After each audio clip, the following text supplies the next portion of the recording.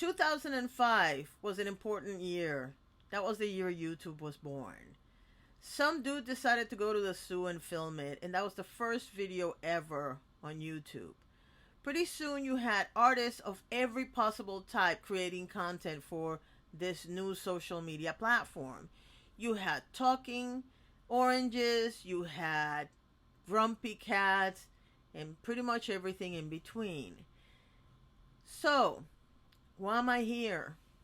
And how did we get from the positive beauty of the beginning to what we're seeing now? Well, my name is Roxana, and I run a little channel called Metamorphosis Rocks. And when I say little channel, I do mean little channel. We like it small here. And we're going to divide this video in 3 parts. Part 1 is going to be the history of the beauty drama community, which involves other things that I'm going to talk about. So in that sense, it's more of a history of YouTube, part 1. The second part is going to be the smallest part, and that's where we're going to discuss my involvement with this community and how or why I feel like I have an input on this situation. And of course, the third part is going to be the situation and how 5 people living in a house created drama that shouldn't be on the internet. So let's get it started, shall we? Part 1. The history of the beauty drama community, or the history of YouTube, whatever you want to call it. So like I said in the beginning, in 2005, this thing was created called YouTube, and people started posting their content. People from all walks of life and from all parts of the world started posting videos with different things. You could see anything from somebody cooking their breakfast to going for a walk, talking oranges. Yes, I realize I keep saying that, and it's because I forgot the name of the channel. Grumpy Cat, that I didn't forget. And we had people that did commentary like Philip DeFranco and PewDiePie and Drama Alert. And then we had developing communities. And why do I say developing communities? Well, the first beauty video was created in 2006. And yet the community itself didn't become popular until 2016. But before that community became popular, there was one other community that became really popular. And that was the vegan community. And to be real with you, that was the first time I ever saw what could become YouTube later on. So let's check it out for a second. What was the thrill or the attraction of the vegan community? Well, if you were looking for a healthier lifestyle, what better than not to eat animals, right? You would think. Well, there were beautiful people. There was a variety of people. There were couples, singles, all beautiful, all happy, all eating fruits all the time. Maybe that's why they were happy, because they were having sugar all the time and they were just hyper. And we thought they were happy. Anyway, we had everything. All these beautiful people, and apart from all these people, we had one very young Nikocado Avocado. That's right. The person on the screen right now is Nikocado Avocado. Anyway, bottom line is that like every community, it started developing. They started creating events where you could meet all of them. And so after a couple of years of bliss, you started seeing the cracks in the facade. In comes the vegan drama community. And you start seeing accountability being requested and people complaining that they're being canceled. You had 2 situations that to me marked the downfall of the vegan community as we knew it at that time. Number 1, there was a lawsuit that involved 2 of the bigger vegan content creators, Duriander and Freelee the Banana Girl. That was the first time I ever saw a influencer weaponizing their audience to attack another influencer. And yes, I'm talking about Freelee weaponizing her 13-year-olds against the person that was involved in the lawsuit with them. Eventually, I don't even remember how that lawsuit ended, but the bottom line is that there was another situation that was more pressing, was more important, and again, one of those things where maybe we should have known what was going to happen in the future, because Freelee, who had a book called Raw Till 4, or a channel called Raw Till 4, now I don't remember anyway, they had a fruit festival in Thailand. And that fruit festival was called the Thai Raw by 4, or Raw Till 4, I can't remember, fruit festival. And the reason why I'm bringing that up is because eventually, the first year, nothing happened, or at least nothing came out of it. Everybody was happy, having a good time.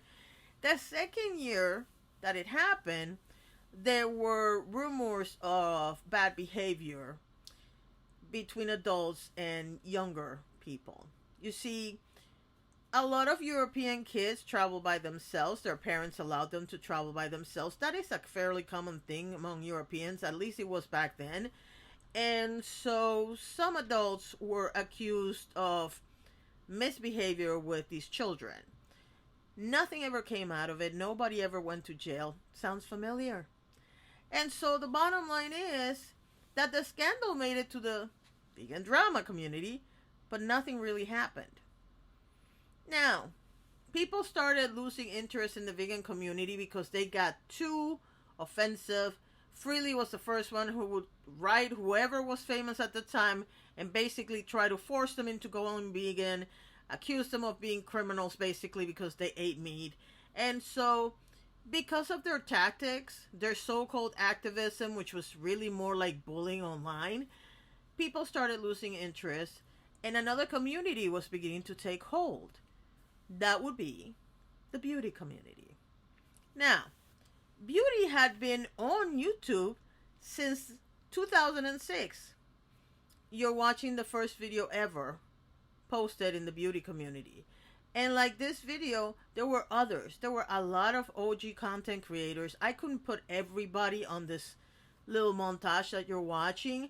But the bottom line is that there was a lot of people, male, female, from all walks of life, who were posting their makeup looks and their tutorials on YouTube. It became very popular. And as you can see in the beginning, it wasn't really that spectacular in terms of camera and lighting and all this other stuff, but it was fun to watch. And you fell in love with the creators, not necessarily the content itself. And so, what ended up happening is some of these creators became very popular. Emily Noel, Kandee Johnson, Marlene Estelle, and others were staples of the beauty community for many years. Remember, the first one was 2006, and some of the videos that I'm showing you are from 17 years ago. So that should tell you how long the beauty community has been alive, which is why some of us don't believe the beauty community will ever die. Will it have the heyday that it had in 2016, 17, 18, 19? I don't know. Only time will tell. But I think that as long as somebody needs to put on makeup in their face, they're going to watch somebody talking about makeup. It is what it is.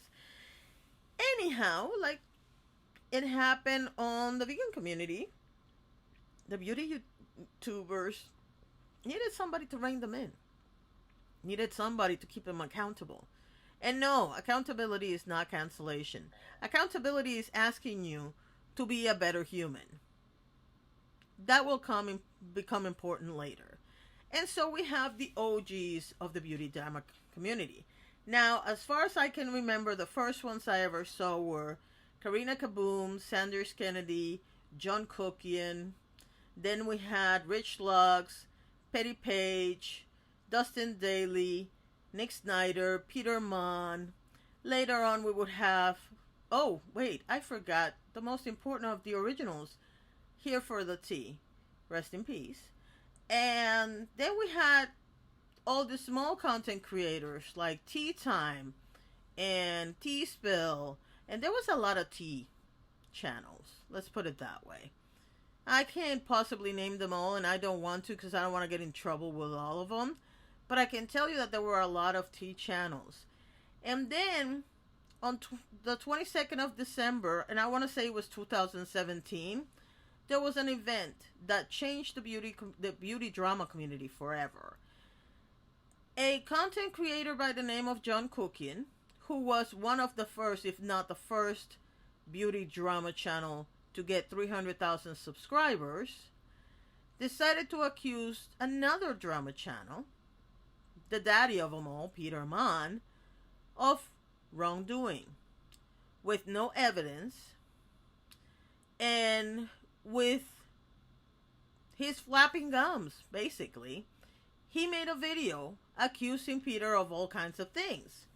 Now, this is what you would call John Cookian F around and found out. FAFO of it all. Because, ironically, the beauty community, let's be real, the drama beauty community, and even some of the beauty community, and even people that were not in either one of those communities, joined together in defense of Peter Mann. I have never seen anything like that before, and I probably will never see anything like that again. But every single one of us created a video defending Peter and showing why John did not have any evidence, and just because he said something doesn't mean you should believe it, which will become important later. Anyhow, Peter ended up going from, I don't even remember, I think he had like 20, 40, 60,000 subscribers. He very quickly got up to 85,000, eventually 100, and now he has more than that. Then again, Peter has 7 channels, so he's gonna be okay. John, on the other hand, in the perfect example of why karma is the thing, left YouTube.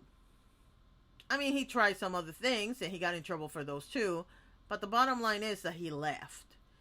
And the reason why I bring all that up right now is because if there is a lesson, well, actually there were 2, but if there was a lesson that we should have learned from this situation, is that the fact that somebody walks in front of a camera and tells you a bunch of stuff should not be enough for you to absolutely believe them.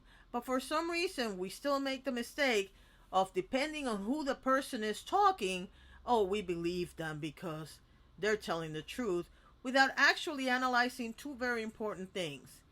It's not just what people say, it's how they say it. Word choice is really important. And the second thing is that just because a bigger creator accuses a smaller creator of something doesn't make it true. It never really does. So let's go to part 2 and how did I become involved in all of this? Thus, part 2. Why do I think that I have something to contribute to this conversation? Wow, that's a really great question. And the answer is very simple. I know most of the players in this particular episode of what you all think is drama very, very well. Now, before I continue, there's some caveats. Number 1, do not send anybody that I mention in this section any hate. Stop acting like children, start acting like the adults you are. Put your big pants on and be mature about situation. You can disagree with what people are saying. You can agree with what people are saying. There's no reason to bring any hate to anyone. Number 2, in order for me to explain to you what happened and how I analyzed it and why I analyzed it, part 2 needs to exist. So let's take each one of the 5 players in this situation and tell you what my reference point is to them. The first person I'm going to take is Vanessa, because she's the only person I don't know. Vanessa, I believe, has a YouTube channel that does tarot readings or something related to the occult. And there's nothing wrong with the occult. I love it. Absolutely love it. If you look behind me, all of those are tarot cards. So no, I don't have anything against tarot cards, but I don't know her compared to the other people involved in this situation. I still find some of the things that she did kind of weird, so I am going to talk about those, but from the perspective of somebody that doesn't know her that well, okay? Let me be very clear on that. The second person that I'm going to mention, and by the way, I'm mentioning them in order of how I saw the situation happen, would be Paige. Known in the past as Petty Paige, known now as Paige Christie. She has a very successful YouTube channel where she talks about all kinds of entertainment news and commentary, if you will. And the thing with Paige is that personally, out of all the people involved except for Jen, Paige is the only one that kind of hurts. Because I honestly thought Paige was a friendly person to me. You know, friendly. I don't want to use the term friends because these people are not my friends. But out of the three people, she, to me, was the one that I liked the most, I guess is what I should say. And so, just so we have reference, no, I've never met Paige, but I did chat with her in private on many occasions. And in 2 occasions, I could not do a live stream, and so that people would not lose the custom of coming to the live streams when the channel was really popular, she actually came and did the live stream for me. That's the level of friendship that I thought we had. Clearly, I was wrong about that, but more about that later. Number 3, Dustin Daly. Dustin Daly blocked me because I was friendly with somebody that was having an argument with him. If that doesn't tell you the kind of petty that Dustin is, I can't help you. Dustin was somebody that I liked very much. And by the way, Dustin, Nick, and some other people that I'm going to mention on this video were very helpful to me when I was starting out on the channel. And then when these people started turning on me, specifically the 3 people that I'm mentioning, Petty, Dustin, and Nick, I was shocked by it. But just like Paige, we did have chats in private. I didn't have anything bad to say about Dustin because Dustin would give me a lot of pointers on how to work the channel and whatnot. But let me keep this very simple. I was a supporter of Dustin, Paige, and Nick. And I was there when they didn't even have 10,000 subscribers. Just so we're clear. Okay? Number 4, Nick Snyder. Nick is the bigger bone I have to pick on for several reasons. Remember when I mentioned that, just because somebody says something doesn't mean that it's true? The problem I see with all the 3 people that I just mentioned is that they tend to state opinions as facts, and their large audiences automatically assume that those opinions are true.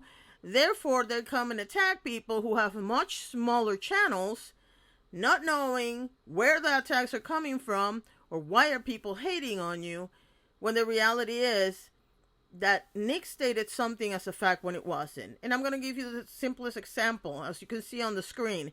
When I was attacked by somebody who decided to make fake screenshots of arrest records for wrongdoing on my part, at a time when I didn't even live in Florida, but I was arrested in Florida, by the way, and saying the wrong age, the wrong size, the wrong everything,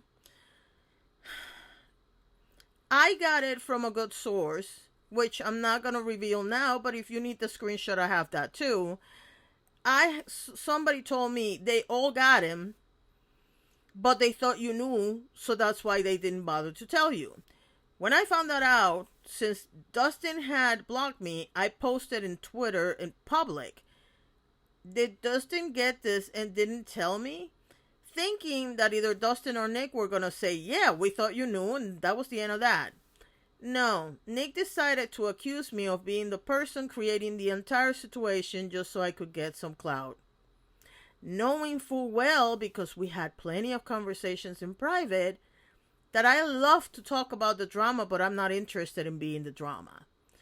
The fact is that because he stated that as a fact, that I had created this whole situation, I got a lot of hate at a time when I really didn't need that much hate, because in 2021, he's not the only one who lost a mother. My mother died on July 18, 2021. I really did not need all his stupid people coming at me sideways because he stated an opinion as fact. Because again, like I said before, just because somebody says something doesn't mean it's true. Now, the last person in this situation would be one Jen Gerard. Full disclosure, I wear Gerard products all the time. In fact, the channel is sponsored by Jen Gerard. Number 2, I've actually met her in person. Number 3, I actually paid attention to everything she said in public, and I had conversation with her in private. So I know her side of the story. And ironically, except for It's Tea Time, I don't see any YouTube channels taking her side. Maybe I'm wrong. I do believe Drama Investigator has said some things on her behalf, or at least the audience has figured out what I'm about to tell you. Some of the things I'm about to tell you. But those are the 5 players.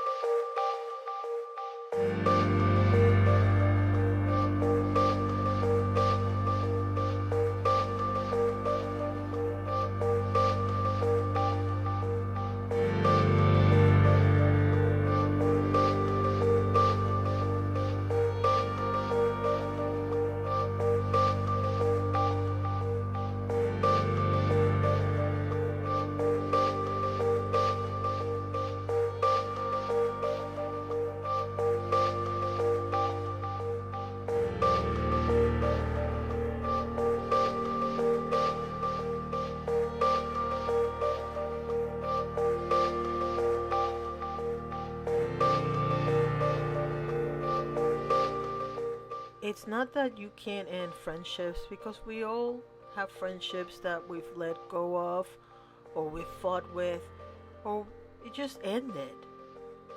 No, that's not it. It's a pattern of behavior when it comes to the friends you've left behind that shows where the problem is.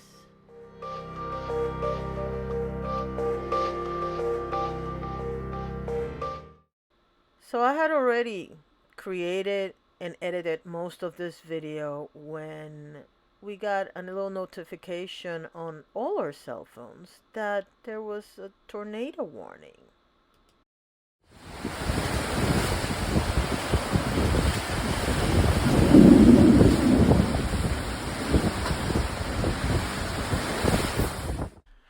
During that fabulous storm, the only access I had to the internet was through my phone, because I had to turn everything off.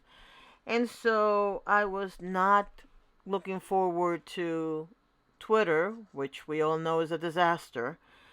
And a friend of mine had left me a message telling me, this isn't over.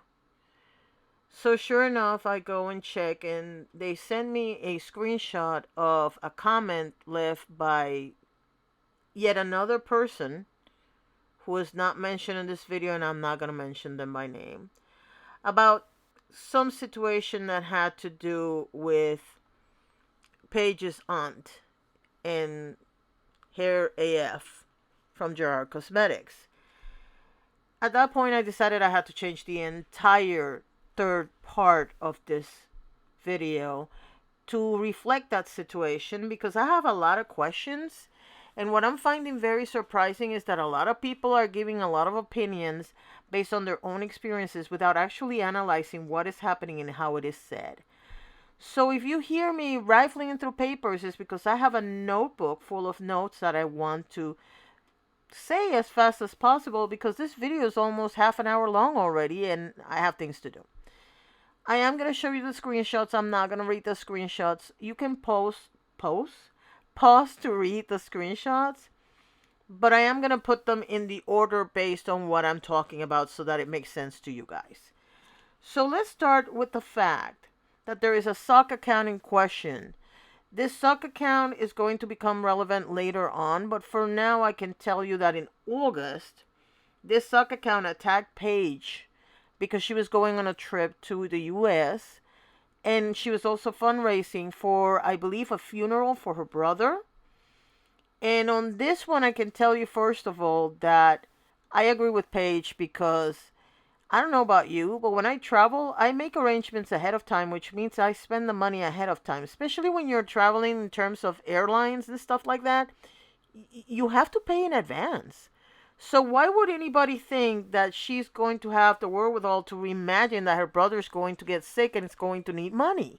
That makes absolutely no sense. That account will come back to haunt us later on. Now, I also noticed that there was a trip around August 22nd where Paige and her entire family came to the United States. Jen was more than happy to spoil the babies rotten. Everything looked great. And one thing caught my attention. I'm not posting the video here, but there is a screenshot of Miss Paige holding a promotional material for Gerard Cosmetics, which features her aunt. And this becomes important because this is the reason why I had to change everything on this particular video. Now, as you can see, she is very gladly pointing, even proudly, at the promotional materials, talking about the effect that Hair AF had on her aunt when she used the product while she was in chemotherapy. She actually mentions the fact that the aunt was in chemotherapy. Now, keep in mind that after that, unfortunately, Paige's aunt passed away. That will become relevant in a little bit, but let's go on in order for the timeline. Now, we start seeing some subtweets in September. Trip is over. Everybody's back in their own respective houses. And we see two subtweets. One from around the time of something that we're going to call the intervention because that's the name it was used. The first one is Dustin talking about people trying to get one on over him. And the second one, ironically, is Nick quoting Maya Angelou saying that when people show you who they are, believe them. Isn't that interesting? Based on the montage that you saw before. But I digress. So then, you are shown, or it comes to our attention, our collective attention on Twitter, that 8 people decided to meet between phone and in person and interrupt Jen's day to do an intervention. Now, keep in mind, none of these people are trained on how to do an intervention, okay? They might have been through interventions and they might have participated in interventions, but as far as I know, none of them are trained. And so they are surprised, shocked, and even clutching their pearls because Jen did not have a good reaction to the intervention in question. And you might be wondering, what's the intervention in question? Well, as it turns out, Jen had started seeing somebody. And this person, I guess, they didn't like him. And so they decided to do an intervention to stop her from seeing him anymore. Now, mind you, this is technically groupthink. You all decided to get together and ambush Jen for a guy that she just started dating, and you didn't think she was going to get upset about it? I mean, the only thing I have from Vanessa, because I'm not going to go into her page, is her getting upset that because, according to her, Jen wanted to punch her in the face. I'm sorry, if you interrupt my good weekend when I'm enjoying the company of somebody other than you all and having a good time with him and anybody else that is around, I'm not going to mention the people, and you interrupted me to call me out because you were giving information to run a background check, and you proceeded to not only run a background check but also called the man's ex-wife. Yeah, you overstep your bounds. Now, I understand that there's a lot of people that have been involved in situations that are of concern, and I'm going to address that later, but for now, let's just put a pin on it and keep going. So, the next thing we know, after we see this debacle, Nick went private, but not before stating that he was fleeing for his life, that he was afraid, that there was a message in question, that there was a statement made about karma. And because I just realized something, I'm going to leave it for a little later when I ask the questions, but keep that in mind. He mentioned that the person that Jen was seeing threatened him with karma. Okay? Now, let's start the questions. And these are the kinds of things that nobody has asked, or at least in public I haven't seen anybody ask them. I have seen some comments that are similar, but I'm going to ask all the questions that came to mind as soon as I saw this whole mess, okay? And the first one is, this whole thing is out of love. Everybody's talking about how much they love Jen and how much they want to protect Jen and all this other stuff. So exactly, why are you making this public? The reason why I made that montage of all the relationships in Dustin and Nick's lives that have gone haywire, and I said, it's not that you ended friendships, it's how you ended them, is because every single one of those friendships ended in the public eye. You couldn't just keep it to yourself and keep it in private. You had to bring it out to the public. And yes, maybe the first time you did it, you didn't get pushback, or the second time. But it's funny because I do seem to recall Dustin Daly calling out James Charles for weaponizing his audience against smaller content creators. But yet here we are, Dustin, Nick, and Paige, which all three of them have large audiences, weaponizing their audiences to side with them in a private situation. I don't know about you, but that to me is not love. Now,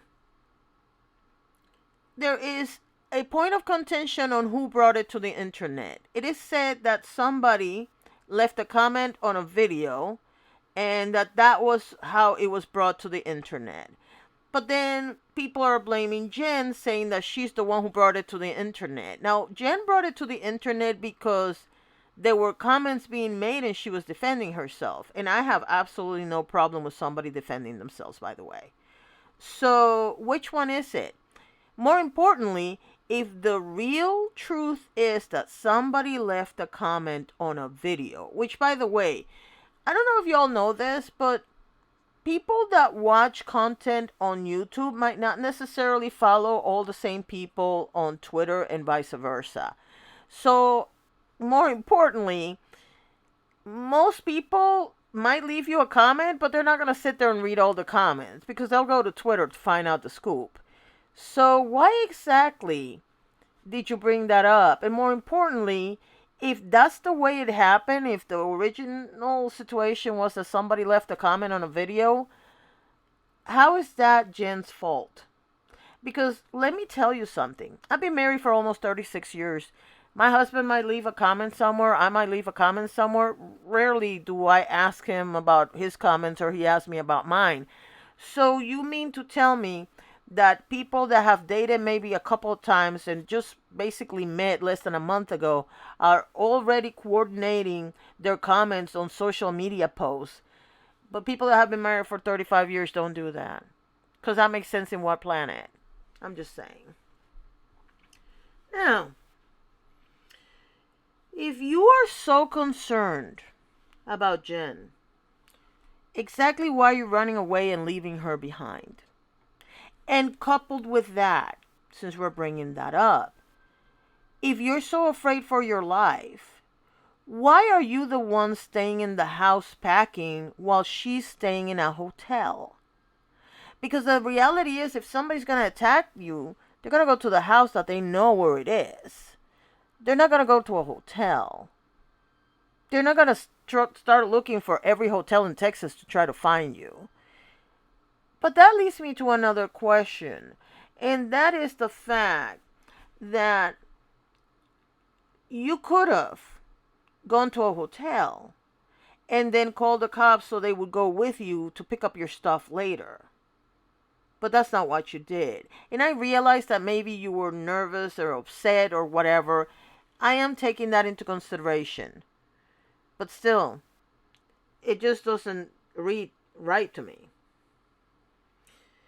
Now, I mentioned karma before because apparently the thing that triggered Nick into believing that he was being threatened was that the person that Jen is dating mentioned karma on something that he wrote, which was published, I believe, by Paige. So here's my question, because this hit me when I was taking a shower and I was like, oh my God.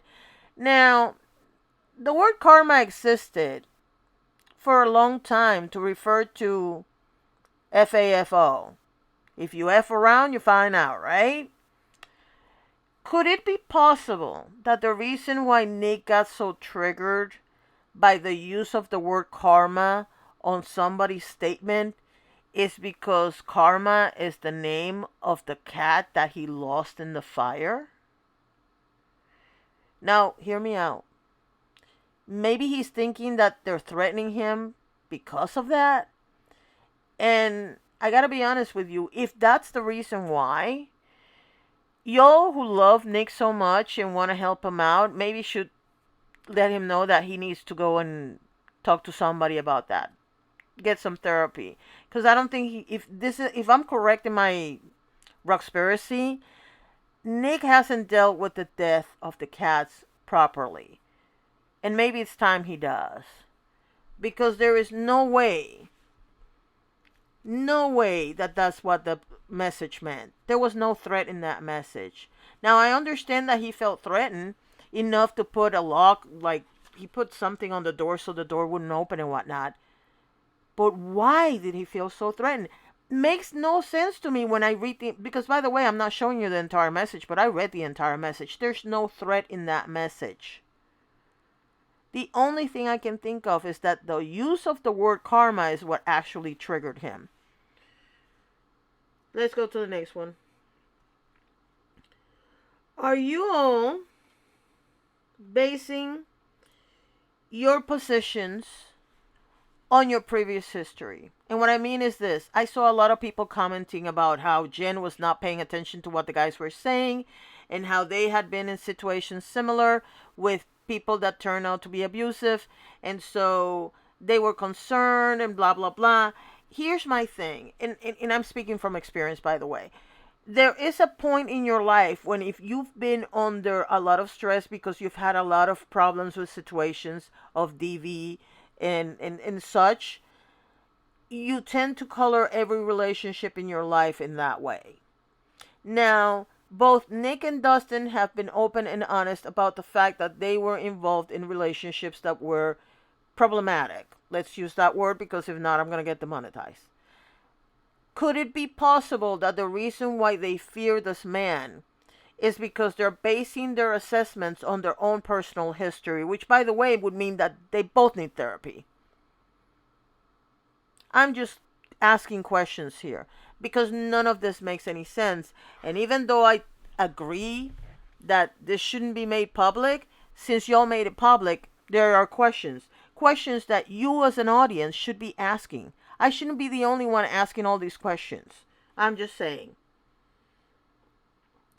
Now, why is Jen under the impression that you all are telling her who she can hang out with and who she can't hang out with? There is a post on the Beauty Guru Chatter, I believe. I haven't been to Reddit. I haven't seen the whole thing, so I'm not very familiar.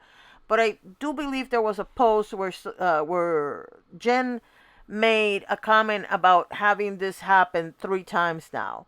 The first time that it happened, she said she listened to you all. The second time, it's posted in the comments what happened. And now this would be the 3rd time. Why is she under that impression? I'm not saying she's right. I'm not saying she's wrong. But I gotta be honest with you. If you are telling me who to hang out with and who I shouldn't hang out with, and we all know that you all have a history of doing that because that's the reason why Dustin blocked me in the first place, I would be concerned that what people interpret is not what I'm doing. You might be doing it out of love and care for her, but she feels manipulated. If you all are so convinced that this man is a danger to Jen, why have you spent, especially the women in the story. Why have you all spent so much time patronizing this man on the internet? Now, you're seeing a post from Paige herself talking about how this is very important to her, and she's explaining the reasons why. And like I said, you can pause to read. But she also posted a ton of comments and posts basically poking the bear. If you all really are so concerned that this man is dangerous, why would you poke the bear? That makes absolutely no sense to me. Just thought this was a good time to mention that account, that suck account that I mentioned in the beginning. Remember that one? The one that started harassing Paige in August when she was going to take her trip? That account started posting again now, talking about something about cameras and bathrooms and Nick relapsing. And let me be very clear, whether or not Nick relapses or not is nobody's business, and it's definitely not a point to bring up on social media. But for some reason, everybody involved in this situation seems to think that this is the man Jen was dating. They have absolutely no evidence. However, I would like to remind you all that two things.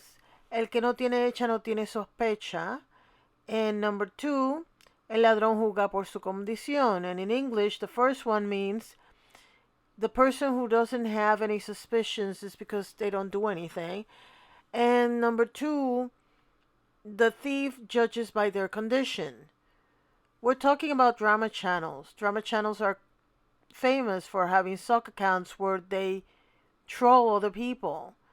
So they're judging, once again, they're judging people based on what they do or what their circumstances are. And that's a dangerous thing. You can get sued for defamation by this man. Have you thought about that? That's all I wanted to say about that particular account. Now, I don't even know where to start with this or how to end this, because the reality is this. I started thinking that I didn't know who was wrong or who was right, but the more questions I have, the more I realize that I'm beginning to side with Jen in most of this. Mind you, I still don't know if this man is dangerous or not. I don't know him. I have no way of knowing him. But here's the thing. I think there's a lot of aggravating factors, for lack of a better word, in this situation. And the most important thing is that everybody that's involved in this situation has a history that blinds them. And what I was going to say before about the whole thing about having history of abuse and whatnot is this. We tend to color all our relationships based on what experiences we've lived in life. If you've had a good life, you tend to think everybody's good. If you've had a bad life, you seem to find danger in every situation. This is something that requires therapy, because at the end of the day, and I'm telling you because I had years and years of therapy, at the end of the day, there are situations and opportunities where somebody's trying to do something good for you and you automatically think they're manipulating you. And I can tell you because it's happened to me. And I don't think there's any way you can solve this in terms of these people being friends again. On a personal level, I feel like I'm going to lose friends over this because people are going to disagree with me to the point where they cannot see being my friends and disagreeing with me on this. But, I look back and there's a post that Chispa, friends of the channel Chispa, left, ironically, around the time that all of this was going on, where she was talking about people when they get to 100,000 subscribers, they change. And I gotta be honest with you. You have to understand that when I told you during the story part, the history part of this video, that I knew of Dustin and Nick and even Paige when they didn't even have 10,000 subscribers. I started following Paige when she started. I remember everything. I remember how people would compare her to Jungkook because they were both British, and they had some comments that they made about tea that were similar and whatnot. I remember how Jungkook used to make fun of her, and I'm not gonna get into that. I remember Dustin and Nick getting frustrated because they were not getting the views they wanted. I saw every single one of these people rise to 100,000 subscribers, and every single one of them turned their back on the people that basically supported them when they were small content creators. And they can deny it all they want, but the reality is that after they got big, they abandoned the original people. I hope, if I ever make it to 100,000 subscribers, I hope I don't do that. But at the end of the day, I keep going back to the people that I met, the people that actually came to my channel. Whether they donated or not, whether they donated their time, their money, it doesn't matter what they did. I remember all three of these people coming to my channel and being the nicest people I've ever met. All of these people gave me advice and helped me out when I was starting out. All of these people were absolutely superstars. And I don't know what happened to them in the last few years. I don't know if it went to their head, if it's a generational thing. I keep coming back to this whole thing about a generational thing, but it's not so much a generation as it is the maturity level and the age of them. I think there's something that happens to people when they're not old enough to understand that this is not important. You could have 1 million subscribers and it can all be gone tomorrow because you're an idiot. I'm not saying you guys are idiots. What I'm saying is that people might consider you idiots and decide to not follow you anymore. And you have left a trail of people that supported you that have been abandoned, friendships that you have absolutely destroyed publicly, because for some reason you'll think it's okay to bash people publicly. And let's be very clear about something. I saw the video of the walkthrough. There is no reason why a walkthrough video should be on social media. More importantly, if it's true that you all are in the house and Jen is in a hotel, why didn't you pick up the poop? I mean, let's be real for a second. How hard is it to get some plastic gloves or a plastic bag and pick up poop that was left behind? I don't know about you, but I can't be in a house if there's poop on the floor. I have to pick it up. It's just the way I am. The whole thing about how much money. I remember seeing something about the payments and all this other stuff, which I'm not posting here. But it cracked me up because the evidence that you all posted proved the point that you owed her money.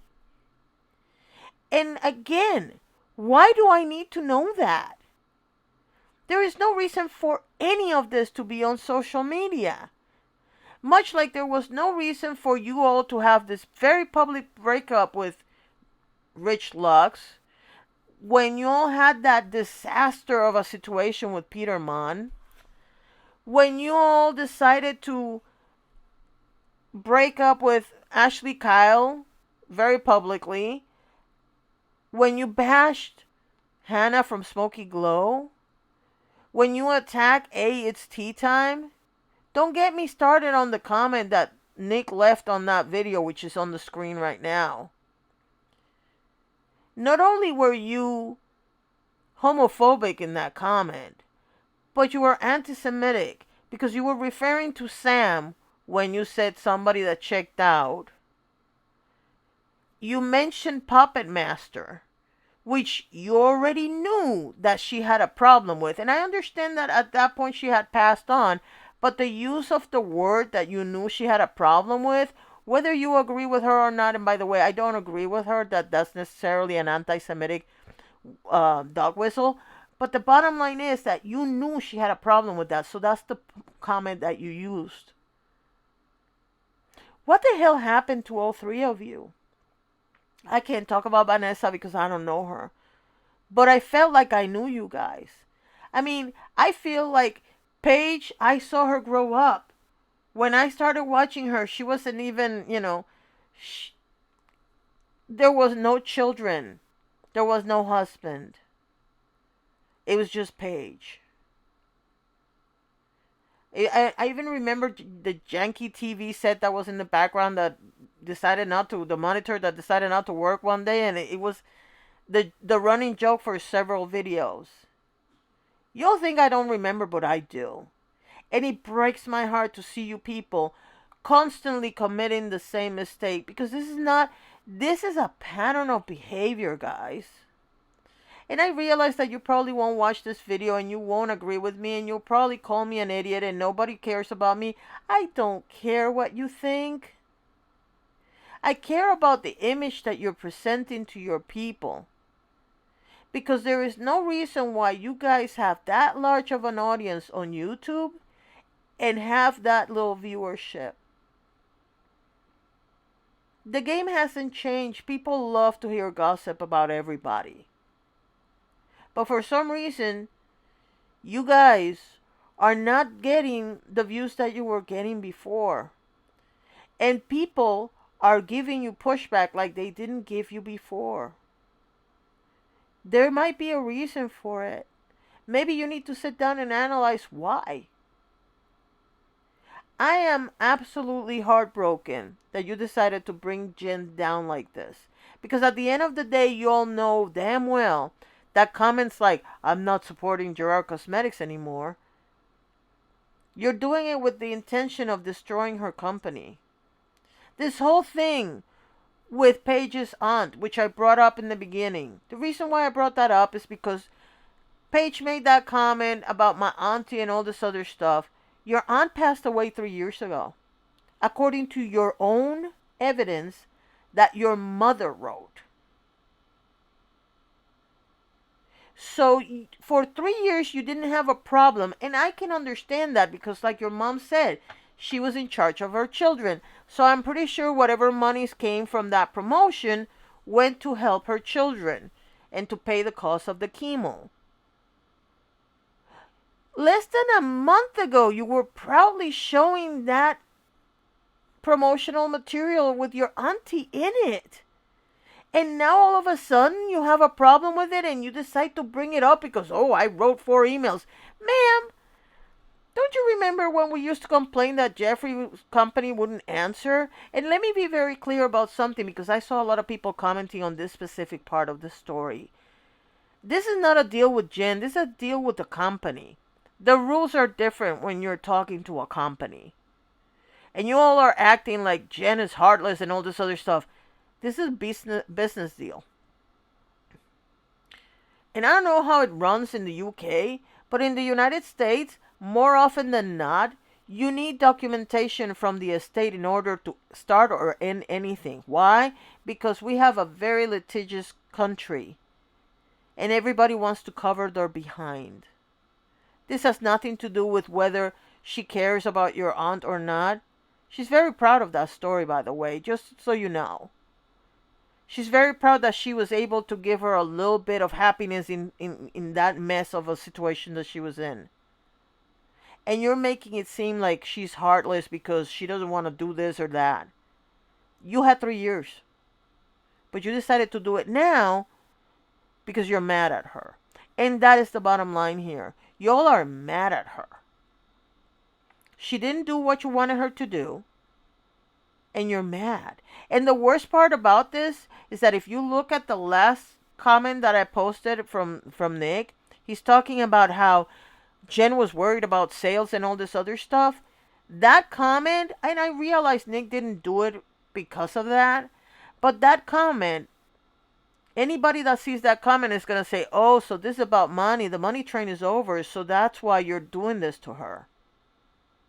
I absolutely know that's not true. I absolutely believe that you care about her. You had the best intentions. Why did you decide to call the man's ex-wife? I will never know. But if you've been told that this man went through hell with his ex-wife, why would you call the ex-wife so that now she knows where the man is? We've seen what happens. The reason why Dustin became friends with Jen to begin with, this is just so you know how much I remember, is because, for reasons that I'm not going to get into, Jen was exposed to a stalker that she had, thanks to another drama channel. And Dustin made a video about his own experiences. He knew somebody that had been in a situation like this. And he wanted to call awareness to how bad this was. But now, you find yourself in a similar situation, and you all forgot everything you taught everybody back then. Not only are you exposing Jen if it really is a dangerous situation, but you expose the man in question to a dangerous ex-wife. And for what? I don't know what you guys believe and what you don't believe. I don't care. The point of this video is not to call anybody out. I don't want hate directed at anybody, because I actually still care about these people, even though I'm mad as hell at them. What I want you is, number one, to question why was this made public, because this really shouldn't have been made public. And number two, and more importantly, what I want you to understand is that for every tweet, for every post, for every gotcha that you think you have, there is somebody out there that is reading the exact same thing that you're posting and is not interpreting it the way you are interpreting it. Maybe that should give you a moment to pause. You might not be able to mend this friendship ever, but at least you could be cordial to each other. And take all this stuff down, because it really doesn't need to be on the internet. And with that, I thank my patrons for putting up with me, because they're probably not going to have 12 hours to watch this video. Thank you so much for watching, and have a wonderful day.